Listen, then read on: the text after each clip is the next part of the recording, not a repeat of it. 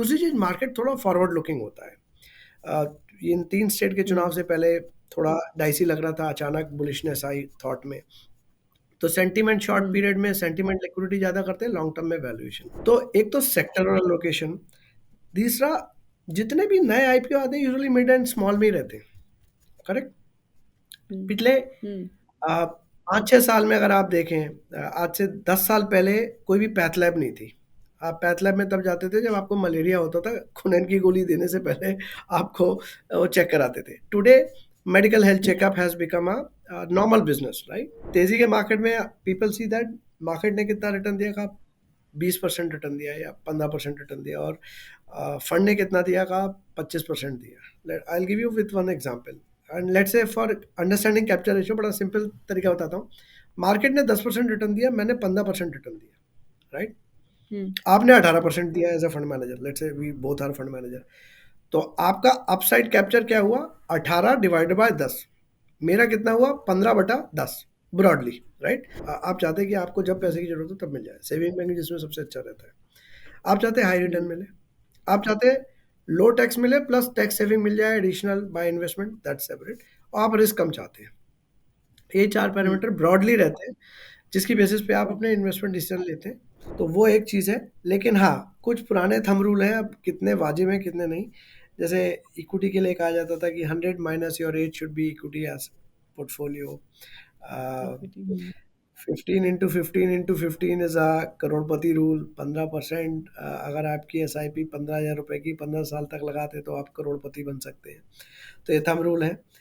मेरे ख्याल से इंश्योरेंस ले लेना चाहिए पहले, अपनी risk cover, future liability cover करनी चाहिए अगर आपके फैमिली मेंबर आप पे डिपेंडेंट है। वीडियो शुरू करने के पहले एक क्विक रिमाइंडर, ये वीडियोस प्योरली एजुकेशनल पर्पसेस के लिए हैं। ये हमारे तरफ से किसी भी तरीके की रिकमेंडेशंस नहीं है, इसलिए हमेशा खुद की रिसर्च करें और वो चॉइस लें जो आपके लिए बेस्ट हो। Hi everyone, I am Namrata Arora and welcome back to mutual funds की बात। म्यूचुअल फंड्स की बात में हम ग्लोबल और Indian economic conditions, commodities, stock markets, mutual funds, इन सब के बारे में बात करते हैं। और आज के हमारे एपिसोड में we have someone with a lot of experience in the mutual fund space. आज हमारे साथ है mister Seemant Shukla. He is a chief business officer at JM Financial Mutual Fund. He is a BFSI veteran with over 2 decades of experience in asset and wealth management, banking, distribution, and insurance. He was managing businesses related to branch banking, digital, distribution, product, etc. He has previously worked with Dhanlakshmi Bank, Reliance General, Edelweiss Financial Services, and ICICI Group. Mr. Simant Shukla is a graduate in industrial fisheries and holds an MBA in marketing. He is also a chartered wealth manager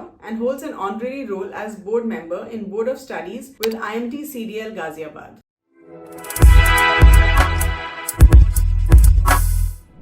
Hello everyone and welcome back to Mutual Funds की बात।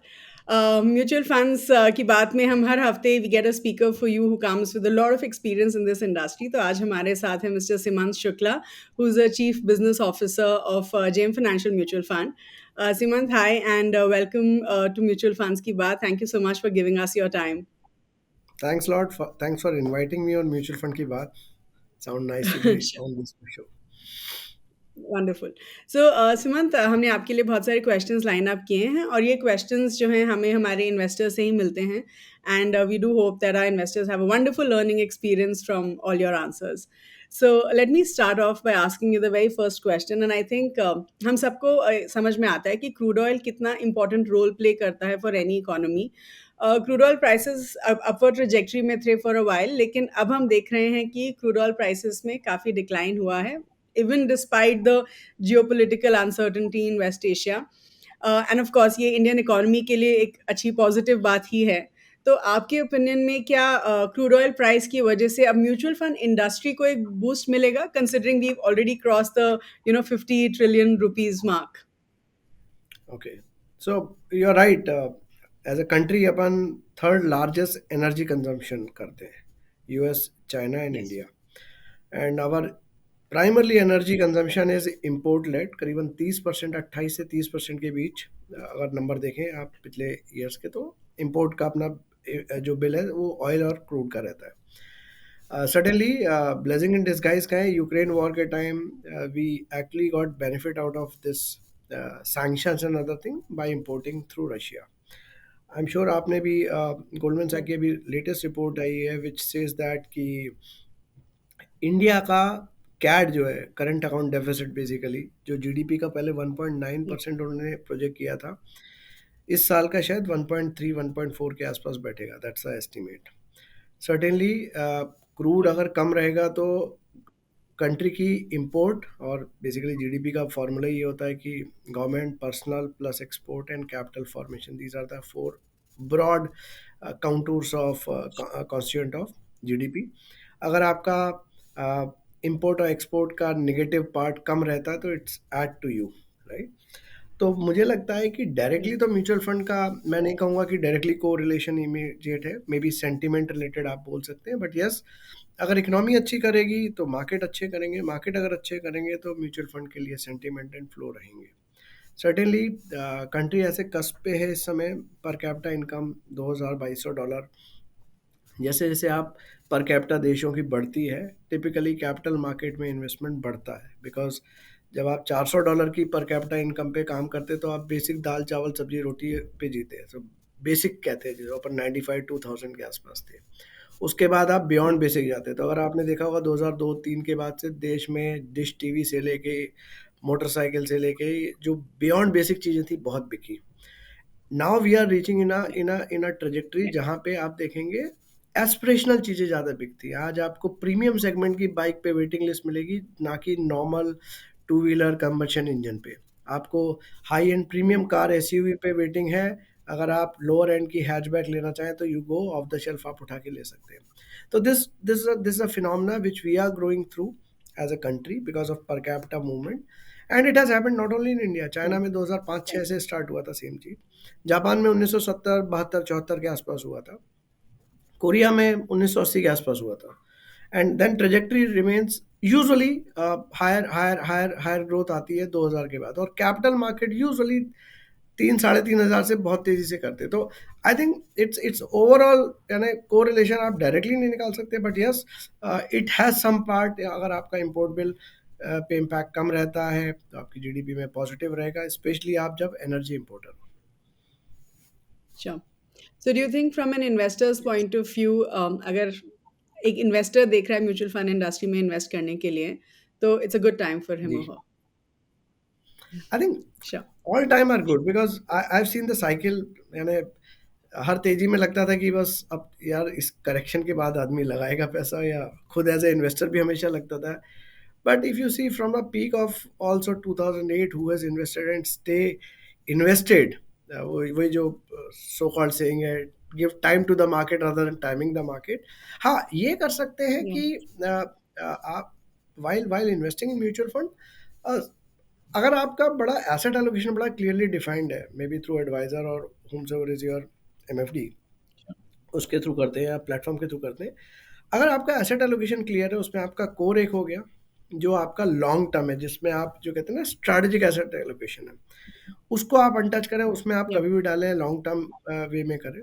Second रहता है satellite, कि आप उसमें थोड़ा बहुत plus minus करें, और आखिरी में अल्टीमेटली वी आर ह्यूमन, आदमी को एक्साइटमेंट में मजा आता है नहीं, इसलिए इक्विटी मार्केट में भी फ्लेयर आता है। Some amount you can keep, the colour of money would be different, core, Hmm. Then satellite, and then maybe something to for excitement purpose. ऐसे टाइम में जब म्यूचुअल फंड में आप core और सैटेलाइट कर रहे हैं तो ब्रॉडली आपकी थीम लॉन्ग टर्म होनी चाहिए।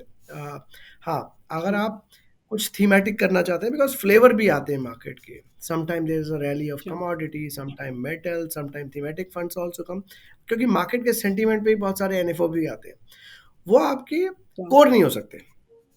कोर आपके typical diversified fund, flexi cap fund, may be large mid cap तक जा सकते हैं। उसके अलावा जो चीज़ें हैं वो मेरे ख्याल से आपको अपनी रिस्क वगैरह समझ के, हो सकता है किसी का कोर स्मॉल कैप भी हो, I am not saying that, कि 20 साल का होराइजन है, he can have that, but broadly as a thumb rule I am saying कि that should be the right way of doing. और टाइमिंग इज, ठीक है, मार्केट अभी तेजी लग रहा है, better to get via STP mode और SIP mode in that way. Yeah. Simant, you have touched up on many aspects जो हम डिटेल में डिस्कस करेंगे as we progress through this conversation. So my ji, next question to you is related to small and mid caps. हमें लगता है कि अभी markets are quite overvalued. Small और मिड कैप्स जो हैं वो अभी काफ़ी सिग्निफिकेंट प्रीमियम पे ट्रेड कर रहे हैं to their long term averages. तो आपके ओपिनियन में क्या ये प्रॉब्लम है for small cap and mid cap funds, specially ऐसे इन्वेस्टर्स के लिए वो are very bullish on small and mid caps? तो do you think this could be a problem? And जो फर्स्ट टाइम इन्वेस्टर्स हैं जो डायरेक्टली मिड कैप या small cap या सेक्टरल फंड से अपने इन्वेस्टमेंट्स शुरू कर रहे हैं, आप उनको क्या हम्म बोलना चाहेंगे? मैं पहले सेकंड पार्ट का आंसर देता हूँ। मेरे ख्याल से जब पहली बार इन्वेस्ट कर रहे हैं ना, अच्छा। वो स्मॉल कैप मिड कैप में ना आए, because yes, every market show one certain cycle. और मुझे ऐसा लगता है, you are right that long term averages से, वैल्यूएशन से इस समय प्रीमियम है, या लार्ज कैप पीयर से जब प्रीमियम कंपैरिजन करते हैं तो इस समय लार्ज कैप के उतने रिटर्न नहीं आए जितने स्मॉल एंड मिड कैप के पिछले 1 साल 1.5 साल में आए। तो उस चक्कर में वो पॉइंट सही है। तो आई will not suggest first time investor, I am using the word first time investor actually should look, अगर बहुत एग्रेसिव भी हैं तो large cap. Otherwise there are product like hybrid fund, there are other product in hybrid category which from where they should start their investment. These are for first time investor, they should not try, and if they are first time investor, अगर बहुत marginal है उनके capital का वो part, तो भले देख सकते हैं, and that too depending on profile. So that's the one part. So that's for the first time investor. Coming to ना mid cap and large cap, I think दो तीन चीज़ें देखनी चाहिए as the economy is changing. So देखिए, cycle plus and minuses चलती रहती है, प्रीमियम टू डिस्काउंट गोज। अगर आप डेटा उठाएं earning per share, broadly market follow the earnings, there is Yeah. No doubt. हो सकता है बट प्रॉब्लम ये है कि हम, इकोनॉमी हमारी साइकिल में चलती है, अच्छी साइकिल बुरी cycle, so it's a rotational one, but हम मार्केट को हमेशा लीनियरिटी में देखना चाहते हैं, विच इज़ रॉन्ग। दूसरी चीज़, मार्केट थोड़ा फॉरवर्ड लुकिंग होता है। इन 3 स्टेट के चुनाव से पहले थोड़ा डाइसी लग रहा था, अचानक बुलिशनेस आई थॉट में। तो सेंटीमेंट शॉर्ट पीरियड में सेंटीमेंट लिक्विडिटी ज़्यादा करते हैं, लॉन्ग टर्म में valuation. Coming to the comparison between large mid and small, I think EPS growth जो प्रोजेक्टेड है या जो पिछले 3-4 साल में रही है, स्मॉल कैप की for a longer period of time, if you take out last 4-5 year, was very sluggish, 2.5-3% से ग्रो कर रही थी। Whereas large cap and mid cap was slightly better than these rate. In last 4 year में, it has gone up. Now there can be two things, that lot of payoff of debt to equity, debt has been paid by corporate, lot of cleaner balance sheet, उसका impact रहा है। But मेरे ख्याल से दो चीज़ें important है देखने की, कि पिछले 8-10 साल में इंडिया का मार्केट बड़ा चेंज हुआ है, बहुत प्राइवेट इक्विटी का भी पैसा आया है, बहुत सारे ओएफएस आए हैं। अगर आप देखें जितने भी आईपीओज आ रहे हैं, बहुत सारे ओएफएस लेड आ रहे हैं, means somebody investors in private equity and today they want to exit, and उससे क्वालिटी चेंज हो गई, क्योंकि somebody has done a due diligence of primary level, आज से 8 साल पहले 10 साल पहले जब वो फंड चालू किया था। तो तीसरी पार्ट ये है कि जो सेक्टर आपको हाई ग्रोथ के हैं वो मिड एंड स्मॉल में मिलते हैं। Just to give you some number, I think mid cap में कुछ 18 या 19 सेक्टर रिप्रेजेंट होते हैं, और आपके लार्ज कैप में 13 है। उसमें भी financial takes away the larger piece of percentage pie. तो एक तो सेक्टरल लोकेशन, तीसरा जितने भी नए आईपीओ आते हैं यूजुअली मिड एंड स्मॉल में ही रहते हैं, करेक्ट। पिछले 5-6 साल में अगर आप देखें, आज से 10 साल पहले कोई भी पैथ लैब नहीं थी। आप पैथ लैब में तब जाते थे जब आपको मलेरिया होता था, खुनन की गोली देने से पहले आपको वो चेक कराते थे। Today medical health checkup has become a normal business, right. जितनी जितनी पैथ लैब की ग्रोथ रही है, शायद उतनी फार्मा की शायद ना रही हो, the way it has come across the country. So that is one part. Have you got any sort of large cap में जब आप देखते तो 3-4% जो है वो फार्मा रिप्रेजेंट करता है, हेल्थ चेन आ गई। We are a part of equity market, right, in और अ कैपिटल मार्केट ग्रो हुआ चाहे हमारी कंपनी में। The large number of DMAT for which you guys are have done phenomenal. CDSL, it's a market participant, right? 4 crore 3-3.5 crore NSDL CDSL के आज demat आ रहा 12-13 crore. The growth is not represented in large cap, right. Mutual fund example, 6 lakh crore 7 lakh crore की industry 2012-13 में जो थी, आज 50 लाख करोड़ की, as you said. Now, was this captured in large cap? Answer is no. So there are many aspect or sector of Indian economy which has grown phenomenally well, has become pretty large. आज अगर 200 लाख करोड़ की शायद deposit base NDTL होगा देश का, उसमें से 50 lakh mutual fund आ गया, तो इट्स नाउ ऑलमोस्ट 25% और 23-24% रफ एस्टिमेट. मैं कह रहा हूँ कि ये चीज़ अगर आपको कैप्चर करनी है ग्रोथ की, तो you have to look for mid cap and small cap. There's no doubt. Secondly, large cap is index is 50, 100, let's say. Mid cap is 150. Tail end of small cap is too long. 250 कंपनियां हटा दें आप, उसके बाद भी आपकी tail small cap और micro cap की रहती है. तो और India is a stock picking market whether we like it और नॉट. ठीक है, सेक्टर एक चीज़ रहती है which can be a top down और मैक्रो लेवल. बट मेरे ख्याल से कोर वेल्थ अगर आप देखें लॉन्ग टर्म की, तो इन सेक्टर के से ही निकलेंगी. You can have a much risk reward ratio के हिसाब से. ठीक है, लार्ज कैप आपको स्टेबिलिटी देगी, लार्ज अपॉर्चुनिटी साइज देगी, बट ग्रोथ उतनी शायद नहीं होगी जितनी मिड एंड स्मॉल से आएगी. So my subject is that all three assets have equity sub assets are different. मेरे ख्याल से तीनों के अपने अपने पैरेलल्स है, इंपॉर्टेंस है.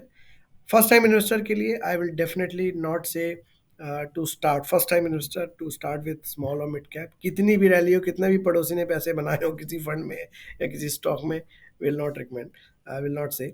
आई think that would be good to start with hybrid fund if it's a first time investor. लेकिन एज माय क्वेश्चन वाज कि अगर कोई इन्वेस्टर ऑलरेडी इन्वेस्टेड है स्मॉल और मिड कैप्स में, then it is okay to continue this investment. Would that See, be if right he to has say? invested recently, if the money is positive, and he doesn't require money, let it be there. So I have seen people who lost the folio number has made more money than those who are tracking too often. तो अगर long term है तो yes, you will make money. So better you forget the folio, and maybe 10 down the line 10 year you will make a good amount of money even from this peak also. So if it's already invested. Sure. But certainly I think hybrid would be a better choice for any new investor coming into the market at this level. Yeah. I mean, we'll talk about the hybrid fund category as well. So I think, but let me first ask you about FlexiCap as a category. I think ये एक ऐसी category है जो काफ़ी investors को बहुत अच्छी लगती है, and people have invested, huge money in FlexiCap. काफ़ी exposure भी रहा है, क्योंकि of course FlexiCap में आपको large, mid, small तीनों का exposure मिलता है dynamically based on market scenario. लेकिन अगर हम देखें तो काफ़ी फ्लेक्सी कैप फंड्स का ना लार्ज कैप स्टॉक्स की तरफ बायस रहता है, and we were just talking about large cap stocks. तो आपके ओपिनियन में जो investors, if they investing looking to invest in से large cap funds, can they look at flexi cap instead? या एंड ऑल्सो ये जो फंड्स होते हैं, क्या ये ऑटोमेटिकली रीबैलेंस होते हैं across market segments? It's a very good question actually. अगर आप देखें तो basically large cap, mid cap, small cap, and then you have a variety of product, only large cap, large and mid cap, only mid cap. एक multi cap आया था पहले जब categorisation 18 के टाइम, 17-18 में जब आया था, तो फ्लेक्सी कैप तब नहीं था, मल्टी कैप था. मल्टी कैप में एक लिमिटेशन थी कि आप fund manager has to keep 25, 25, 25 in 3 asset classes, Large, mid, and M small. cap classes, हाँ, large, mid and small. और 25% का प्ले था आपका कि you can canvas brush the way you want it. Obviously उसमें रिस्ट्रिक्शन था, तो flexi cap later on आया और कई कन्वर्टेड रहे, कई ने एनएफओ किए उस ढंग से, and it's a now large category पर से. इसकी खासियत यही है कि अनलाइक मल्टी कैप, यहाँ पे आप 0 से 100% लार्ज कैप हो सकते हैं, 0 से 100 मिड कैप हो सकते हैं, 0 से 100 स्मॉल कैप हो सकते हैं. मैं इसको दो तरीके से देखता हूँ कि एक तो अगर आपके फंड मैनेजर पे कॉल है कि this fund manager is good, means if I compare, there is a multi cap offering और एक फ्लेक्सी कैप है, और मुझे लगता है ये this fund manager can do good job, let me give a entire flexibility to him, then FlexiCap is a better option. When you have some thought in your mind that you need a diversification within the equity asset class with large, mid, and small, and you want to have a certain control and certain level of flexibility, multi-cap would be one. So if you are taking a active fund management uh, call per se as an investor, then FlexiCap is better. And when you are looking more of a asset class plus little bit of active management within these classes, you can go for a multi-cap. You have said that large number of multi-cap, flexi-cap has been last last recent data if you see for 1 2 year are tilted towards large cap. मेरे ख्याल से हर एक को लगा. Large cap. सो या so large cap tilted रहे 60 से 70% के बीच एवरेज रहा है. Rest is that. तो मेरे ख्याल से वो डिपेंड करता है, वो परफॉर्मेंस में रिफ्लेक्ट हो रहा है. अगर आप देखेंगे various funds, so you will see that that is reflected in those who had decent exposure on. So मेरे को ये लगता है कि if if you are giving money to any AMC और fund management म्यूचुअल फंड, तो आपको ये देखना चाहिए कि ट्रू टू द लेवल है कि नहीं है प्रोडक्ट. क्योंकि अगर लार्ज मिड कैप भी उतना ही चलाता है लार्ज कैप, और लार्ज कैप भी 80% लेट्स से लार्ज कैप चलाता है, तो बहुत ज़्यादा डिफरेंशियल नहीं रहेगा परफॉर्मेंस में. तो ये एक अच्छा क्वेश्चन है जो क्लाइंट को, अपने इन्वेस्टर को, अपने फंड मैनेजमेंट टीम या अपने एडवाइज़र या अपने MFD से पूछना चाहिए कि ये fund flexi cap true to the level है कि नहीं. जैसे for example, to an decent extent we have seen our fund has done fairly fair movement within large cap, mid cap, small cap in a decent range, that you can see it on our fact sheet or our website. Okay, लेकिन what you are saying is कि एक large cap एक flexi cap को replace नहीं कर सकता है और वाइस वर्सा. ये नहीं, मैं दोनों ये नहीं अलग कहूँगा. अलग हैं अगर आपको. हाँ हाँ, करेक्ट करेक्ट. लार्ज कैप यानी true to the level large cap means I'm just sticking to the top 100 companies and I'm giving a mandate to play 20% with mid and small. Whereas flexi में fund manager चाहे तो 100% small cap भी चला सकता है. Let's say valuation of small cap is a dirt cheap and he feel and valuation everything कि it will do well. तो हो सकता है 100% भी चलाए, return would be very different. अच्छा, ओके. सो आप अपने फंड के बारे में बात कर रहे थे, so let's talk little bit about that. So tell us, हमारे इन्वेस्टर्स हमेशा ये जानना चाहते हैं कि एक फंड हाउस का स्टॉक सिलेक्शन स्ट्रैटेजी क्या रहता है, right? So I want you to help us understand कि at JM financial mutual fund, how do you avoid, आप ये कौन से स्टॉक्स नहीं खरीदने हैं आपके इक्विटी पोर्टफोलियो के लिए, वो आप कैसे डिसाइड करते हैं? Good question. So I think once Satish Ramanathan ji has joined us 3 years back, he has put in a lot of effort on not only building a team but a solid process-driven investment style. We call it Yeah. GEEK. It's an acronym for acronym stand for Growth of Earning and Earning Quality. Broadly, the thought process which our fund management team says is India is a market of growth. आप कुछ किसी भी चीज़ की दुकान खोलो, खाने की खोलो, कपड़े की खोलो, बिकती है. We have enough people of each segment. Main issue है कि ग्रोथ को सस्टेन कैसे किया जाए, and then the factor comes a quality. तो G stand for first GEEQ. This is a total. First GE stand for growth of earning and second is earning quality. These are the broad two parameter on which entire investment philosophy runs. Primarily तो basic filtration इन दो चीज़ का होता है. इनके parameter बने हुए हैं कि भाई जो सेक्टर है या जो स्टॉक है वो पर्टिकुलर अपॉर्चुनिटी साइज उस मार्केट की बड़ी होनी चाहिए कि स्केल आए ग्रोथ का. ग्रोथ कैसी हो रही है, revenue growth, sales growth. Earning quality में EPS अगर है और टिपिकली 12 से 15 के ऊपर होना चाहिए. ROC, return on capital investment भी करीबन 12 से 15 होना चाहिए. प्रॉफिट व्यू नहीं होना चाहिए, कैश फ्लो में भी दिखना चाहिए. तो ऑपरेटिंग कैश फ्लो प्रॉफिट का यानी P&L का 60-65% होना चाहिए. नॉन NBFC और नॉन बैंक, बिकॉज ये लिवरेज बिजनेस होते हैं, इस पोर्टफोलियो को में से हटाएं तो पोर्टफोलियो का डेट टू इक्विटी 1 के आसपास होना चाहिए. तो ये कुछ फिल्टर रखें जिससे आपकी ब्रॉडली क्वालिटी चेक हो जाता है. आप लाइव एग्जांपल 2000 की तेजी देखेंगे, जब आइस नाम का एक वर्ड आया था, इंफॉर्मेशन कम्युनिकेशन एंड एंटरटेनमेंट, और ये 3 स्टॉक भागे थे. उस जमाने की जो हाइपर ग्रोथ कंपनियां थी वो आज कहीं नहीं है या गायब है. जो सब सटल ग्रोथ थी लेकिन quality build has created a long wealth. Similarly retail market में भी 2007-8 की तेजी के टाइम की कई कंपनियां गायब हैं और कुछ बहुत अच्छा किए. So you will find this type of growth and quality के साइकिल्स के बाद यू विल फाइंड दैट जो क्वालिटी के साथ साथ कंपनी है they have created a good wealth.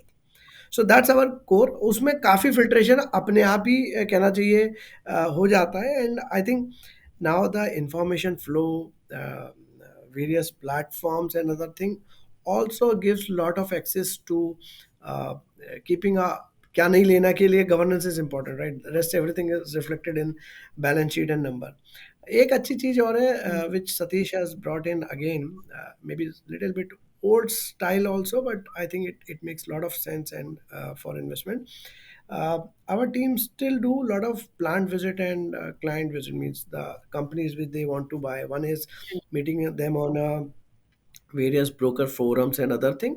Another thing is more of a plant visit, going there in interiors of the hinterland and visiting to get the actual, कहते हैं ना हिंदी में मखमल का हिसाब छू के आता है. So I think that's true for giving the entire corporate governance side and actual things are happening in a quality way or not. So these are the few things which our team, and obviously the rest other thing are information which is flowing, obviously is checked, tracked in larger format. We also have a research team which has been built up in recent past. Okay. Simant, ऐसा कोई factor है जो आप बिल्कुल ही no no है for stock selection, like कि अगर ऐसा कुछ है तो बिल्कुल भी हम इस कंपनी को नहीं लेंगे? Is there any I think specific factor that you look at? I think corporate governance is one thing which is very clear because very important. uh, yeah, very important from that perspective. Yeah. Okay, understood. All right. So Simon, now we're going to talk about a very interesting category, और ये category हमारे viewers को बहुत पसंद है. We're going to talk about sectoral and thematic funds. काफ़ी famous हुए हैं 2023 में, एंड हमने देखा है कि इनका AUM भी बहुत बड़ा है. And these categories I think have done exceptionally well. अगर हम thematic funds की ही बात करें जिन्होंने बहुत अच्छा परफॉर्मेंस दिया 2023 में, ऑफ कोर्स चाहे वो गवर्नमेंट की वजह से हो, propelling infrastructure, PSU sector funds and themes. लेकिन अभी जब हम 2024 में आ रहे हैं, right, things might not be the same. तो आप ऐसे इन्वेस्टर्स को जो थीमेटिक फंड्स में इन्वेस्टेड हैं, आप उनको क्या जी, बोलेंगे? देखिए जो इन्वेस्ट कर दिया है उसके साथ तो रुके अभी, अगर अच्छे पैसे बने हैं. बट थीम्स का क्या है ना, अगर आप डेटा उठाएं 10-12 साल का देखें और हीट मैप ड्रॉ करें वेरियस सेक्टर, तो दो पार्ट में देख सकते हैं. एक एम कैप में कि large cap, mid cap, small cap, एक अलग पार्ट हो गया. दूसरा स्लाइस कर सकते हैं आप डेटा को वेरियस सेक्टर बेसिस की, आईटी, फार्मा, मेटल्स, कमोडिटी. तो ब्रॉडली अगर आप देखें तो मेरा सजेशन ये होगा कि अगेन जो मैंने शुरू में आपको एसेट एलोकेशन कहा था कि पहले तो डेट इक्विटी डिवाइड कर लें, and that can be one part, and then in equity also you can divide domestic and maybe little bit international flavor also. Subject to restriction is not there for international investing. Uh, then large cap, mid cap, small cap, diversified, thematic value, all those things are there. So core, satellite, and little bit for excitement. Let's say 3 rupees or 5 rupees out of that 100 rupees of equity, one should keep on this because क्या होता है, हर एक कुछ कुछ कुछ है जो structural changes होते हैं. If you catch those theme, like for example India की आईटी का अगर देखें, लॉन्ग टर्म में अगर देखें तो people have created wealth in IT and pharma. Somebody might have done in banking also. अब जैसे लास्ट ईयर के अगर आप कहें 2-3 सेक्टर बहुत अच्छे किए हैं, बट वो एक टेल विंड थी. Now that can continue also if it's a part of structure.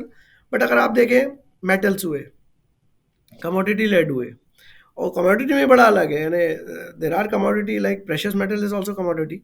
जब इकोनॉमी ग्लोबल बैठती है तो gold and those type of thing do well. Whereas there's another when there's a teji in an export, then metals and the oil led things goes up, right? So ये जो cyclical है इसको आप कभी अपना कोर नहीं बनाइए. ये एक्साइटमेंट के लिए अच्छा है बिकॉज इसमें ड्रॉडाउन्स भी बहुत लंबे आते हैं, कई लंबे समय तक. And there is a saying, market can remain irrational for this cyclical thing longer than your patience. तो तब वो नहीं आता. पिछले 8-10 साल में वेदर वी लाइक इट और not, market has gone down and come back very fast. तो वो जो lullness, dullness, patience checking time होता है ना, वो भी हुआ नहीं है. तो उस हिसाब से थीमेटिक, साइक्लिकल, यस, अगर थीम ब्रॉडर स्ट्रक्चरल है, one should look at. So it is important which theme you are getting into. Cyclical अगर आप जाएंगे तो हर साल कोई ना कोई सेक्टर ऊपर नीचे होता है.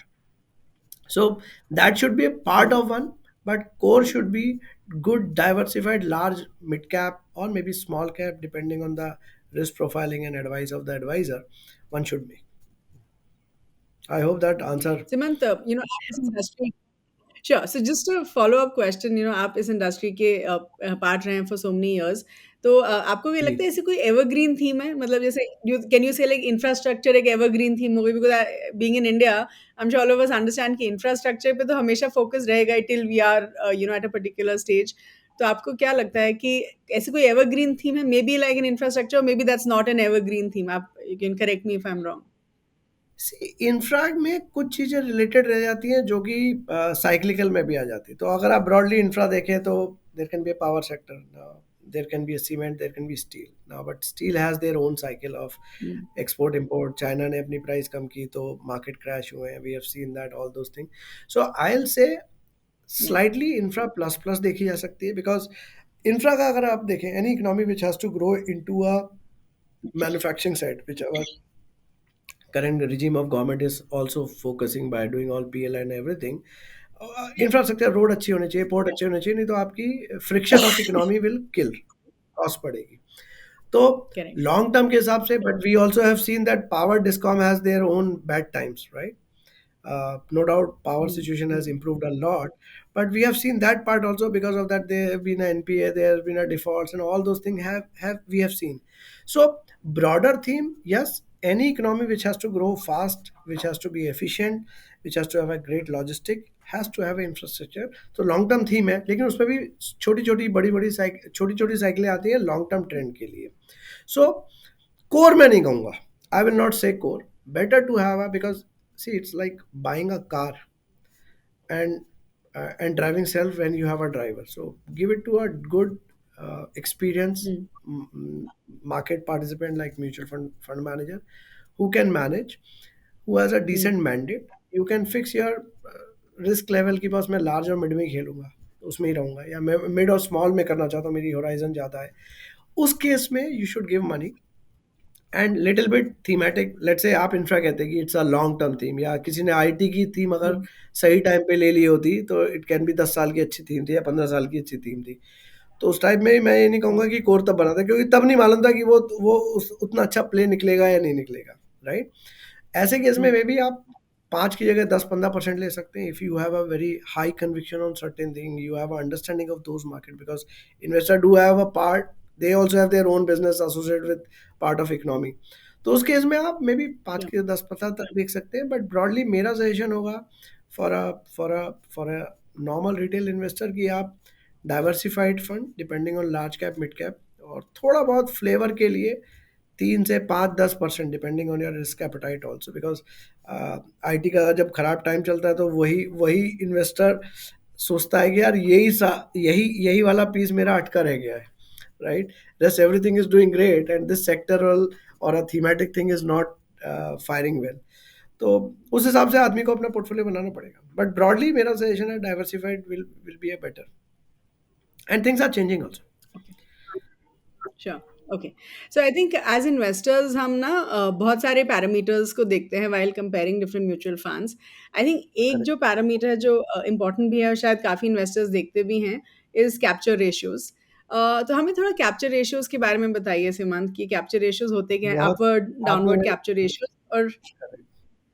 और वो एक आपने इन्वेस्टर मेरा को दिल कैसे छू हेल्प लिया। करते हैं टू असेस नहीं नहीं, this is sure. A very very important aspect. क्या होता है तेजी के मार्केट में, पीपल सी दैट मार्केट ने कितना रिटर्न दिया, का 20% रिटर्न दिया या 15% रिटर्न दिया, और फंड ने कितना दिया, का 25% दिया। I will give you with one example, and let's say for understanding capture ratio बड़ा सिंपल तरीका बताता हूँ।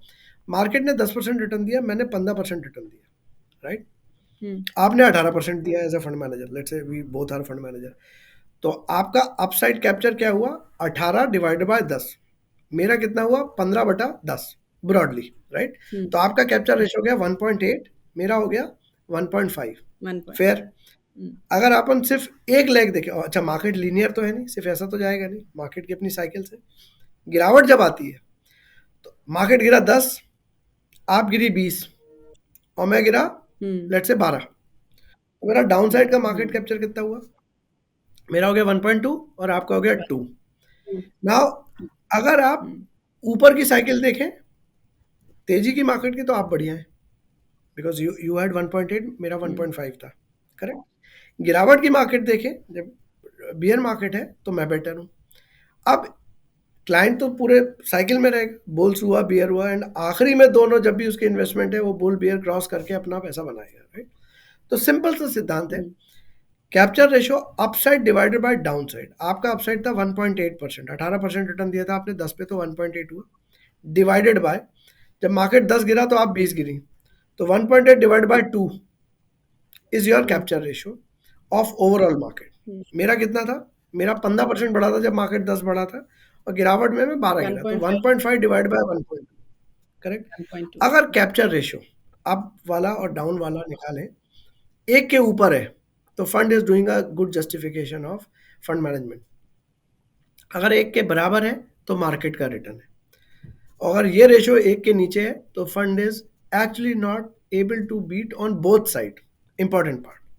सो this a very important aspect from a investor point of view, because घूम फिर के दो ही चीज़ें क्लाइंट को चाहिए, यानी आप जितने भी रेशियोज हैं, शार्प ए, शॉर्ट, ये सारे देख सकते हैं, standard deviation, good to have and understand if you have understanding. Simplest दो चीज़ें, आप मार्केट को बीट करो, that's why you are managing the money, and how consistently you're beating. These are the two broad parameters one should look at while investing in mutual fund or any asset management platform. So this is how I hope So that you do that's think, simplistic way. sure, हाँ जी, yes. So you do think कि ये एक बहुत important parameter है जो हर किसी को देखना चाहिए? yes. In my view, yes. Okay. I've been on a wealth side also in my earlier days, and this is one of the key parameter we used to judge. तो ये capture ratio में मिलता कहाँ पर है? Can we see it in the fact sheet या फिर ये मतलब फंड के कुछ वेबसाइट्स हैं, वेबसाइट कुछ पे? वेबसाइट्स हैं, अगर आप गूगल करेंगे, हाँ, कुछ वेबसाइट्स हैं which has started publishing on 1 year 3 year. कोशिश ये करिएगा कि दोनों साइड की मार्केट देखिए। क्या होता है कई बार, जैसे अगर आप 1 साल का डेटा देखेंगे तो हो सकता है मार्केट रैली रहे, तो आपका डिस्टॉर्टेड व्यू रहेगा। आई विल ऑलवेज सजेस्ट कि 3-5 साल देखना ज़्यादा सही होता है, because you have at least one cycle covering it up. अब 3-4 साल में एक साइकिल प्लस माइनस की हो जाती है। It is important to see, because क्या होता है, जो जो फंड हाई बीटा होते हैं, जिनका कोरिलेशन हाई रहता है तेज़ी के मार्केट में, उनका अप कैप्चर रेशियो काफ़ी अच्छा रहेगा। इसको दूसरे तरीके से टेक्निकल टर्म में up beta by down beta भी निकाल सकते हैं फंड का। It will come conclude the same answer result. So कुछ वेबसाइट इस पे देखना चाहिए, but yes, it's very important. 3 साल and above one should look. Okay, now I'm going to ask you another very interesting question, and I do think ये बहुत ज़रूरी है सारे इन्वेस्टर्स के लिए जानना। हम सब जब जी, म्यूचुअल फंड इंडस्ट्री में इतने सालों से हैं, SIPs को हमने कितना प्रमोट किया है। Everyone talks about SIPs। हम सब बोलते हैं कि करेक्ट। आप SIP के थ्रू इन्वेस्ट करिए, डिसिप्लिन्ड अप्रोच होगी। So I think SIP is spoken about, people know about it, everyone understands SIPs, right? लेकिन आई थिंक वन थिंग जो लोग नहीं समझते हैं या फिर नहीं फॉलो करते हैं, step up SIP, right? As an investor मैं कैसे डिसाइड करूं कि मुझे अपना कितना परसेंटेज बढ़ाना है हर साल या at regular interval in the form of a step up SIP? And जो सैलरीड एम्प्लॉयज होते हैं वो कैसे टॉप अप कर सकते हैं? बिकॉज आई डू थिंक कि सिर्फ SIP करना इज गुड, लेकिन अगर आप उसको स्टेप अप कर सकते हैं तो you can get immense benefit out of it. So please help us understand this. So I think SIP has got a good traction, यानी एक जो कहते हैं ना, it's caught up now, right? And more of Yeah. a not from a rupee cost averaging, more of a disciplined way I think कि लोग हर महीने पैसा जा रहा है, इस इतना बड़ा हैवी उनके पॉकेट पे नहीं लगता है, and once it create a good corpus, people love it. So one thing is that हर व्यक्ति का अपना अपना एक लाइबिलिटी है, मूवमेंट है, लाइफ की ग्रोथ है, उस पर डिपेंड करेगा। बट एक ब्रॉड थंब रूल जो मेरे दिमाग में आ रहा है अभी आपके क्वेश्चन का आंसर करते वक्त इज, जैसे आप यंग हैं और आपकी लाइबिलिटी कम है, बिकॉज एज यू ग्रो, आप 24-25 साल में नौकरी में आते हैं, 25 साल में नौकरी में आते हैं, आपकी लाइबिलिटी कम होती है। यूजुअली आप माँ बाप के साथ रह रहे होते हैं, या अगर चलो नई सिटी में गए तो पीजी होते हैं, खर्चे कम होते हैं ब्रॉडली। फिर आपकी शादी, बच्चे, all those liability goes on increasing. No doubt your earning also goes well. If you are doing great, it zooms up. But liability का usually increment ज़्यादा तेज़ी से होता है on an average, right? तो शुरुआत के दिनों में मुझे लगता है कि सिंपल थंब रूल लगाना चाहिए। अगर आप 25 से 30 साल तक है, जब तक आपकी शादी वादी हो रही है, आप जो भी आपकी तनख्वाह बढ़ रही है, परसेंटेज ग्रोथ अगर आपको मालूम है, उतने का टॉप अप कर लीजिए। तो अगर आपकी जब लेट्स से ₹25,000 तनख्वाह है या ₹30,000 तनख्वाह है, उसमें से आप ₹5,000 कर रहे हैं। अगले साल आपकी 30 की 33,000 हो जाती है। 5 का 500 या 700 800 का टॉप अप 10% का डाल के छोड़ दें, तो 5-6 साल शुरू के आपकी जब तनख्वाह बढ़ रही है, you can increase even 10% 15% may be higher, because आपके खर्चे उतने नहीं बढ़ेंगे, लेकिन आपकी जो रेसिडुअल डिस्क्रिशनरी इनकम बचती है, यू कैन पुट हेयर। तो शुरुआत की जॉब के सैलरी वालों के लिए specially it should be, and मुझे ऐसा लगता है कि सैलरी के लिए ज़्यादा इंपॉर्टेंट है, बिकॉज बिजनेस में प्लस माइनस होते रहते हैं। तो सैलरी वालों को शुरुआत के दिनों में मेरे ख्याल से अपना टॉप अप जितनी एस्टिमेटेड उनकी इंक्रीमेंट सोची है, जैसे 8% सोच रहे हैं, तो मे बी 12 या 15% का वो अपना टॉप अप रख सकते हैं। वो शुरू में किक इन कर दो तो ऑटोमेटेड हो जाता है। Yeah. आफ्टर 30 के बाद अगर आप स्टार्ट कर रहे हैं और या आपको चेंज करना है, तो may be depending on how much increment is happening, because base जब बड़ा हो जाता है आपकी तनख्वाह का, तो परसेंटेज जंप भी कम होता है, बट आपकी डिस्क्रिशनरी फिर भी रहती है। तो यूज़ आपकी लाइबिलिटी के बेसिस पे आपको करना पड़ेगा, और आपकी अर्निंग कैपेसिटी कितनी बढ़ रही है। थंब रूल ये है, 5 से 8% इन्फ्लेशन है, तो आपकी 8 से लेट से 4 से 7 का अपना इन्फ्लेशन का बैंड है। तो आप ये मान के चलिए आप 6 से 10 के बीच आप अपना उस एज बैंड में अपनी टॉप अप डाल सकते हैं, depending on how much you are growing, how much you are changing, jobs भी करते हैं। तो ब्रॉड 5 से 10% is a fair idea as a thumb rule, but everyone, again I am saying, everyone has a different liability, different risk profile, different return expectation, उसकी basis पे करना चाहिए। So advice would be connect with some good advisor or a platform where you can get all these personalized services. Yeah. Wonderful. Okay. So, Sumant, now we are nearing the financial year end. 3 महीने बचे हैं, and I think this is a time जब सब लोग अपनी tax investments के बारे में सोचना शुरू कर देते हैं कि अब जल्दी से 3 महीने हैं, let me finish my investments. And मैंने देखा है कि लोग 31st मार्च को इन्वेस्ट करते हैं, forget anything else. So of course ऐसे जो लोग हैं investors जो old tax regime को follow कर रहे हैं, would obviously look at ELSS funds. तो काफ़ी Right. इन्वेस्टर्स जो हैं, अब अगर मान लीजिए ELSS फंड्स में इन्वेस्ट करना चाहते हैं, तो आप उनको क्या एडवाइस देंगे कि वो उनको एक सही ELSS फंड कैसे सेलेक्ट करना चाहिए? ELSS फंड्स एक इन्वेस्टर के पोर्टफोलियो के लिए कितना ज़रूरी होता है? And what we have noticed कि काफ़ी ELSS फंड्स जो है ना, उनका मिड कैप स्टॉक्स की तरफ ज़्यादा एलोकेशन रहता है। तो हेल्प अस अंडरस्टैंड, क्या ये सच है, क्या ये सच नहीं है, एंड ELSS फंड्स एक इन्वेस्टर के लिए कितना ज़रूरी होते हैं? तो पहले तो ऐसे कैटेगरी देखते हैं कि सेक्शन 80C या किसी ज़माने में सेक्शन 88 होता था, ये 2006-7 से पहले, और करेक्ट। लिमिट्स अलग अलग चेंज होती रही हैं, Hmm. 60,000 से 1 lakh and all those thing, 1.5 lakh. Yeah. तो अगर आप देखें, लोग इसको एज अ टैक्स सेविंग ज़्यादा देखते हैं, not as a investment. It's a tax saving investment, so investment comes last, tax saving is important, and that's the reason JFM में ज़्यादा thought process, you are right, कि वो 25 तारीख से 30 तारीख तक जितना फ्लो आता है, that's a sizeable for all section 80C product. So Yes. Yes. अगर आप सेक्शन 80C के अधिकतर प्रोडक्ट देखें, तो बेसिकली आप किसी भी इन्वेस्टमेंट को, be it your FD, your RBI bonds, your SGB, your FD, everything, और इक्विटी ऑल्सो, यू जज on 4 thing. One, you want higher liquidity, one parameter. आप चाहते हैं कि आपको जब पैसे की जरूरत हो तब मिल जाए, सेविंग बैंक जिसमें सबसे अच्छा रहता है। आप चाहते हैं हाई रिटर्न Hmm. मिले, आप चाहते हैं लो टैक्स मिले प्लस टैक्स सेविंग मिल जाए additional by investment, that's separate, और आप रिस्क कम चाहते हैं। ये 4 Hmm. पैरामीटर ब्रॉडली रहते हैं, जिसकी बेसिस पे आप Yeah. अपने इन्वेस्टमेंट डिसीजन लेते हैं। तो अगर लिक्विडिटी और सेक्शन 80C बेनिफिट आपको स्मॉल पोस्टल स्कीम में भी मिलता है, स्मॉल सेविंग में भी मिलता है, इंश्योरेंस में भी मिलता है, और इसमें भी मिलता है, प्लस ऑब्वियसली जो खर्चे होते हैं ट्यूशन फी वगैरह बच्चों की, वो भी मिलता है। ये एकमात्र ऐसा प्रोडक्ट है जिसका लॉक इन सबसे कम है, पहली चीज़। Hmm. तो टैक्स सेविंग बेनिफिट सब में है, इसमें लॉक इन कम है। Potential to earn return is relatively higher than other fixed income product. That has been also proven. Now we have a decent track record of ELSS product for category as in general.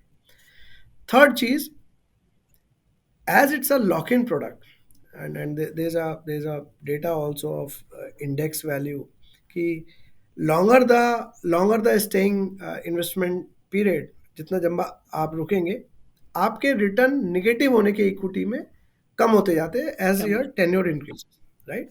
आपके 1 साल में सबसे ज़्यादा draw down आ सकते हैं, गिरावट आ सकती है, बशर्ते 7 साल में। आपकी प्रोबेबिलिटी बढ़ जाती है पॉजिटिव रिटर्न लेने की।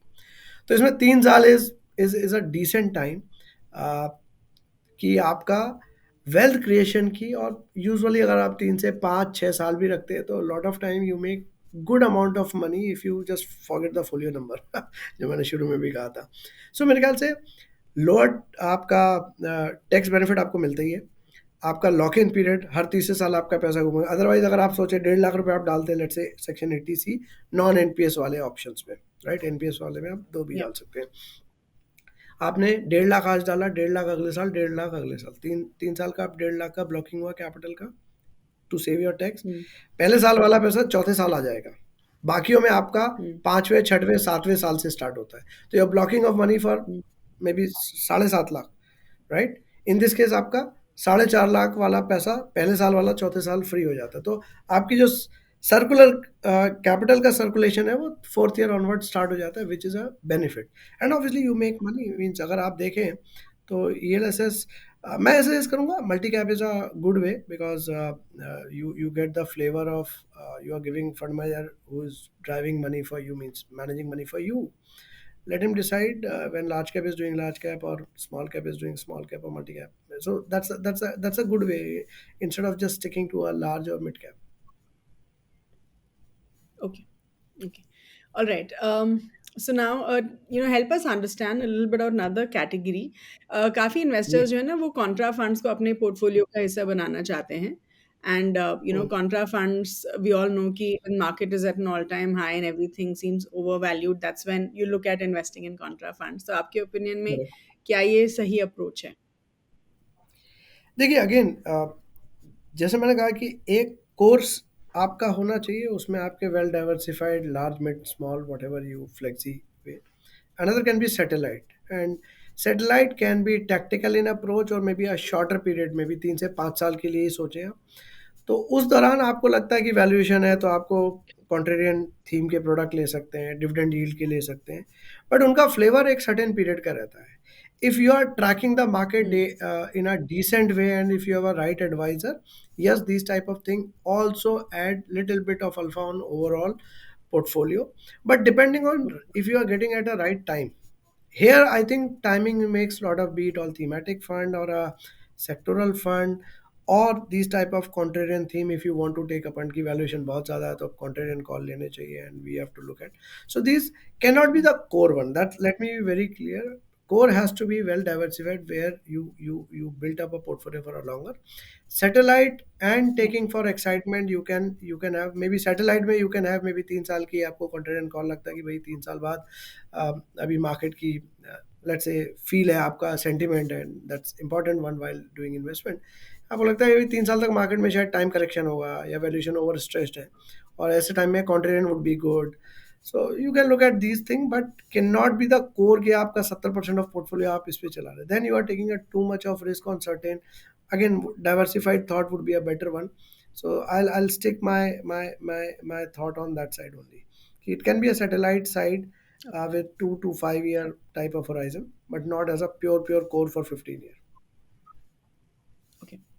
Sir just one last category जिसके बारे में आप काफ़ी बता चुके हैं एंड आपने बोला था कि जो फर्स्ट टाइम इन्वेस्टर्स होते हैं उनको हाइब्रिड फंड्स में इन्वेस्ट करना चाहिए and Correct. Hybrid funds obviously we have seen better flows when the market is volatile.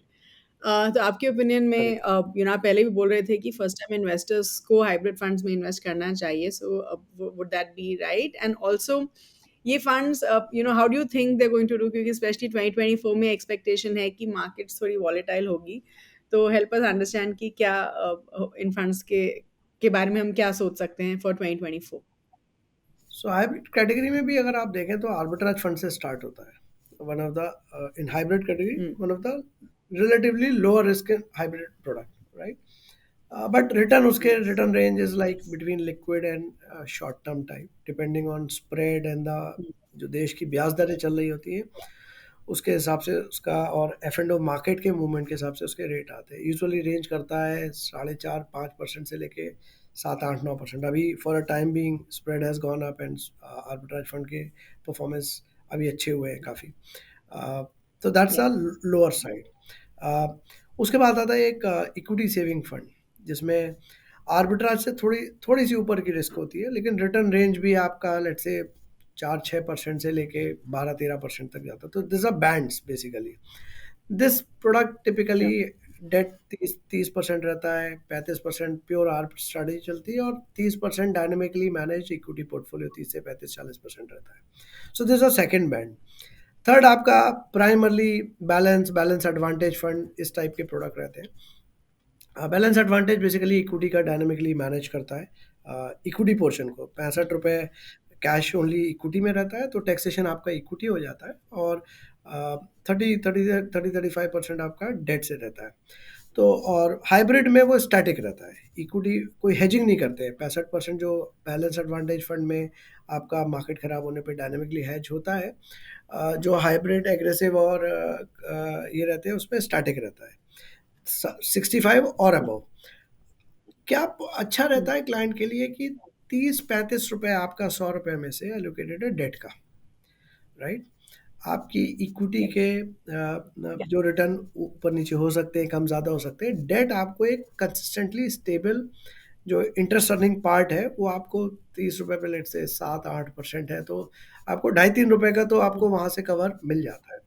So long term में अगर आप देखें तो लार्ज कैप्स के कंपैरिजन में पोर्टफोलियो यूजुअली इनका लार्ज मिड कैप ही रहता है यूजुअली फंड्स का, अगर आप देखेंगे हाइब्रिड में, और typically tilt towards large because conservative product है, तो better to be playing on a equity side on also on a large cap side. And debt portion आपको एक स्टेबिलिटी देता है कि जो इक्विटी की वोलेटिलिटी है उसकी जो कहते हैं ना इम्पैक्ट, आपका नेगेटिव इम्पैक्ट थोड़ा कम हो जाए, तो राइड थोड़ी स्मूदर हो जाती है। आप टैक्सेशन इक्विटी का ले रहे हैं, आप मार्केट में पार्टिसिपेट भी कर रहे हैं, आपका 60 से 70% अगर मार्केट रैली करता है, तो वो पोर्शन आपका 100 रुपये में से 60 से 70 रुपये विल ऑल्सो रैली, और 30% डिपेंडिंग ऑन जो भी ब्याज दरें देश में चल रही हैं उसकी बेसिस पे, और थोड़ा बहुत अगर ड्यूरेशन का भी बेनिफिट मिल जाता है तो that gives you a comfort.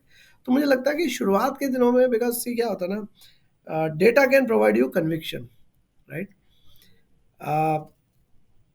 Comfort जो आता है वो एक्सपीरियंस से आता है।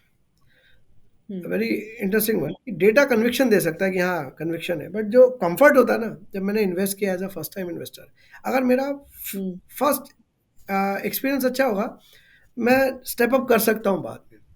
तो शुरुआत के दिनों में मेरे को लगता है कि people should start with this, because अगर वो पिछले इतने सालों से क्लाइंट और इन्वेस्टर अगर एफडी या बॉन्ड टाइप की चीज़ों में इन्वेस्ट किया है जहाँ पे फिक्स रिटर्न की आदत रही है, अचानक आप बहुत वोलेटाइल एसेट क्लास देंगे तो वो झेलने की क्षमता होनी चाहिए। So with that I think this a good step up, and then one can go after understanding having flair get into equity also. Okay, okay. So Simant, now tell us ऐसे कोई बेसिक थंब रूल्स जो mutual fund investors को follow करने चाहिए। सो जो वो thumb rules क्या होते हैं जो आप फॉलो करते हैं? देखिए, मैं तो भाई एडवाइज़र की हेल्प लेता हूँ। सो क्योंकि लाइफ में जितना भी ज्ञान हो, बट यू नीड सारथी, that's my thought. But broad thumb rules है, बट अगेन मैं डिस्क्लेमर कि हर व्यक्ति की अपनी एक रिस्क होती है, अपनी रिस्क लेने की क्षमता, रिटर्न एक्सपेक्टेशन, घर की लाइबिलिटीज़, सेम उम्र पे अलग अलग सेम तनख्वाह होते हुए भी लोगों के माइंडसेट अलग होते हैं। तो इट इज़ ऑलवेज सेड कि एक फाइनेंशियल एडवाइज़र आपको ज़रूरी है, उनसे समझिए। और मेरे ख्याल से वो भी एक आप लोग के प्लेटफॉर्म के साथ साथ the ecosystem has become very robust now.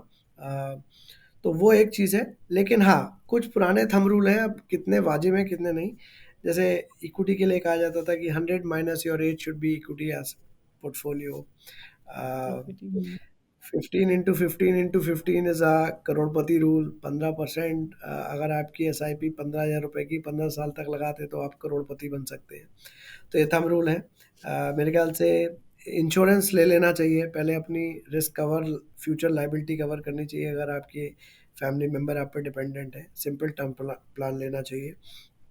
Investment के लिए primarily look for, if you are not market maverick in this sense, और आप मार्केट में दिन भर नहीं है, तो सजेस्ट ये करूँगा कि स्टार्ट विथ म्यूचुअल फंड। और पहली बार म्यूचुअल फंड में आ रहे हैं तो look for a hybrid debt also, even tax out, जो कहते हैं ना टैक्स बेनिफिट जाने के बावजूद भी मुझे लगता है कि to understand the concept of mutual fund, that should be the stepping stone. जब एक बार समझ जाएं, एसेट एलोकेशन इंपॉर्टेंट एस्पेक्ट है। सो लाइफ इंश्योरेंस होना चाहिए, हेल्थ कवर होना चाहिए with super top up type. Mutual fund में अगर आप फर्स्ट टाइम इन्वेस्टर हैं तो एसेट एलोकेशन कराएं, शुरुआत में हाइब्रिड से एंट्री करें या डेट से अंडरस्टैंडिंग लें। These are the basic thumb rule. 100 minus equity is a broad thumb rule for equity. जितने यंग हो तो आप एक्सपोजर ले सकते हैं शुरुआत के दिनों में। ज्यादा करिए।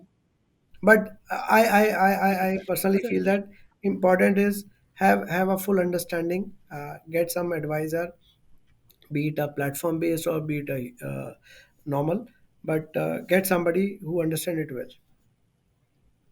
ओके, तो सीमंत आप काफ़ी टाइम से आप इस इंडस्ट्री के हिस्सा हैं, प्लस आप इन्वेस्ट भी आई एम श्योर बहुत सालों से कर रहे हैं। तो ऐसी कुछ लर्निंग्स बताइए जो हमारे इन्वेस्टर्स कैन टेक अवे, ऐसी कुछ गलतियां जो शायद आपने करी हो जो हम रिपीट ना करें। SIP बंद कर दी थी 2008 में, आई थिंक अच्छा, बंद दो कर दी तीन थी। ऐसा। ओके। हाँ, यानी निकाली नहीं, बट बंद कर दी, that's one mistake. Stock trading में अपने आप को मैं बहुत महारथी समझ लिया बहुत जल्दी, and exerted early, took wrong. तो अब प्राइमरली म्यूचुअल फंड से ही करता हूँ मैं। तो one thing is keep it simple, जो चीज़ समझ आए वो करो। फुल टाइम अगर यही बिजनेस है then it's a good one, otherwise ESOP मिलते हैं तो that's a different one. If you want to get into stock तो आपकी अंडरस्टैंडिंग पूरी होनी चाहिए, या आप फुल टाइम उस चीज़ को बहुत अच्छे से समझ सकें तभी करें। अदरवाइज अब इतने इतने ऑप्शंस हैं आपके पास, इतनी वैरायटी है, अलग अलग, जैसा अभी अपन ने डिस्कस भी किया कि इतने प्रकार के थीमेटिक भी है, मिड कैप भी है, लार्ज कैप भी है, इंटरनेशनल भी है, आपको गोल्ड चाहिए, आपको सिल्वर ETF है, ना वैरायटी अब बहुत है, means there is no dearth of that. तो गलतियाँ यही है मेरी कि बुरे टाइम में एक्चुअली SIP बंद नहीं करनी चाहिए, बढ़ानी चाहिए। तब शायद बहुत यंग थे शुरुआत के दिनों में, तो इसने समझाया नहीं ढंग से। I think these were the mistake which I learn. डाल के मेरे ख्याल से फोलियो भूल जाना चाहिए, फोलियो नंबर भूल जाओ तो ज़्यादा पैसे बनते हैं लॉन्ग टर्म में। श्योर। ओके सीमंत, लास्ट क्वेश्चन, कोई हमारे व्यूअर्स के लिए book recommendations?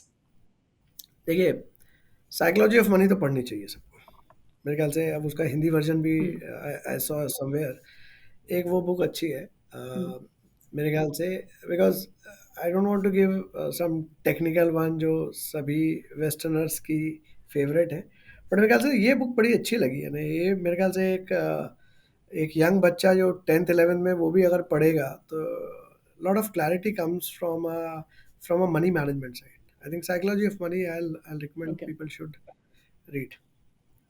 I can give a lot of intelligent Sure. investor to other, but those are pretty complex one. This is base simple. Everybody who is working, let's say, in plant or who is working in, say, BPO, this is a good book. One should read. Wonderful, thank you so much Seemant. I think it was a wonderful conversation. आपने काफ़ी detail में समझाया सारे questions का answer, तो I am sure हमारे viewers they will go back learning something new, something interesting from this episode. So thank you so much for your time and I do hope we get to see you soon again. Thank you. Thank you very much, and Happy New Year to you and to your all viewers. Hope that this year also should be great for all of us. Thanks a lot. Bye bye. Yes, Happy New Year to everyone. Thank you. Bye-bye. Wow, what a wonderful conversation with Mr. Seemant. I'm sure आप सबको बहुत सारी learnings मिली होंगी इस episode में, and I'm sure you guys are waiting for the next one. तो जल्दी से जो भी हमने points discuss किए वो मैं आपके लिए summarize कर देती हूँ। तो सबसे पहले हमने small और mid caps के बारे में बात करी, and the fact कि अभी जो small और mid caps हैं वो काफी premium पे trade कर रहे हैं compared to the long term averages. तो हमने मिस्टर सीमांत से पूछा कि जो स्मॉल और मिड कैप के इन्वेस्टर्स हैं, क्या ये उनके लिए प्रॉब्लम हो सकती है? तो मिस्टर सीमांत सेज कि डेफिनेटली स्मॉल और मिड मिड कैप्स अभी लार्ज कैप के कंपैरिजन में काफी प्रीमियम पे ट्रेड कर रहे हैं। तो अगर आप एक फर्स्ट टाइम इन्वेस्टर हैं तो आपको आइडियली लार्ज कैप फंड्स या हाइब्रिड फंड्स में इन्वेस्ट करना चाहिए। अगर आप एक सीजन्ड इन्वेस्टर हैं जो ग्रोथ को कैप्चर करना चाहते हैं इन द लॉन्ग टर्म, तब आप स्मॉल और मिड कैप्स में इन्वेस्ट कर सकते हैं। फिर हमने उनसे जेएम म्यूचुअल फंड की स्टॉक पिकिंग स्ट्रेटजी के बारे में पूछा for their equity funds and mister Seeman says कि इंडिया एक ग्रोथ मार्केट है और यहाँ पे बहुत अपॉर्चुनिटीज हैं to pick growth stocks. He also says कि एज एन एएमसी वो ऐसी कंपनीज को पिक करते हैं based on quality and on earnings. And he also says कि हम ऐसी कंपनीज को पिक नहीं करते हैं जिनकी कॉर्पोरेट गवर्नेंस में प्रॉब्लम हो सकती है। फिर हमने मिस्टर सीमान से स्टेप अप एसआईपीज के बारे में बात की एंड द फैक्ट कि एज एन इन्वेस्टर हमें कितने परसेंटेज से अपने एसआईपीज को स्टेप अप करना चाहिए। तो मिस्टर सीमान सेज कि पहले हमें ये समझना चाहिए कि एसआईपीज जो है एक इन्वेस्टर को एनकरेज करते हैं to invest in a discipline manner. अगर आप एक यंग इन्वेस्टर हैं विच मीन्स आपकी बहुत ज्यादा लायबिलिटीज नहीं है, तब आप बहुत आसानी से इक्विटी फंड्स में एसआईपीज के थ्रू इन्वेस्ट कर सकते हैं। अभी कितना परसेंटेज से हमें अपने एसआईपीज को टॉप अप करना चाहिए वो डिपेंड करता है आपकी एस्टिमेटेड सैलरी इंक्रीमेंट के ऊपर। तो एक बेसिक थंब रूल हो सकता है कि आप 5 to 10% से अपने एसआईपीज को टॉप अप कर सकते हैं, but that also depends on your liabilities. इसके बाद हमने मिस्टर सीमान से पूछा कि हमें ईएलएसएस फंड्स में क्यों इन्वेस्ट करना चाहिए एज एन इन्वेस्टर। तो मिस्टर सीमान सेज कि सबसे पहले लोग जो हैं ईएलएसएस फंड्स को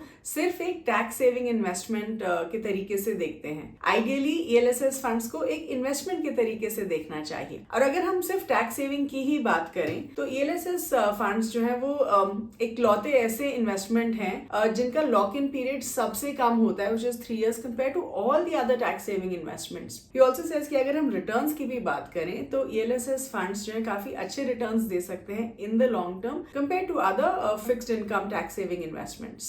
फिर हमने डिस्कस किया about sectoral funds, thematic funds, Contra funds and mister Seeman says कि आइडियली ये फंड्स जो है ये आपके कोर पोर्टफोलियो का हिस्सा नहीं होने चाहिए और ये कैटेगरीज ऑफ फंड्स आपके सैटेलाइट पोर्टफोलियो का हिस्सा हो सकते हैं। फिर हमने मिस्टर सीमान से कुछ बेसिक थंब रूल्स के बारे में पूछा for first time mutual fund investors. तो सबसे पहले ही सेज कि अगर आपको इक्विटी फंड्स में इन्वेस्ट करना है तो सबसे पहले अपनी रिस्क प्रोफाइल समझिए। ही ऑल्सो सेज कि आप 100 माइनस एज का रूल फॉलो कर सकते हैं to decide your equity debt allocation. आप 15x15x15 का रूल देख सकते हैं टू डिसाइड आपको 1 करोड़ जनरेट करने में कितना समय लगेगा। ही ऑल्सो सेज कि अगर आप फर्स्ट टाइम इन्वेस्टर हैं तो आप डेट फंड्स या हाइब्रिड फंड से अपनी इन्वेस्टमेंट शुरू कर सकते हैं और एक बार आपको थोड़ा एक्सपीरियंस हो जाए इन द स्टॉक मार्केट तब आप इक्विटी फंड्स में इन्वेस्ट कर सकते हैं। ही ऑल्सो सेज कि हर इन्वेस्टर के पास लाइफ इंश्योरेंस और हेल्थ इंश्योरेंस जरूर होना चाहिए to protect themselves and their families. So that was about it in this particular episode. I do hope you guys had an amazing learning experience and I hope to see you guys soon. Please do subscribe to the Grow Mutual Fund channel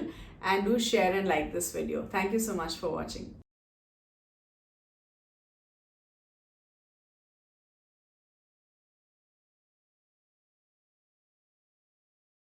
mutual fund निवेश बाजार जोखिम के अधीन है। योजना संबंधी सभी दस्तावेजों को ध्यान से पढ़ें। Mutual fund investments are subject to market risks. Read all scheme related documents carefully.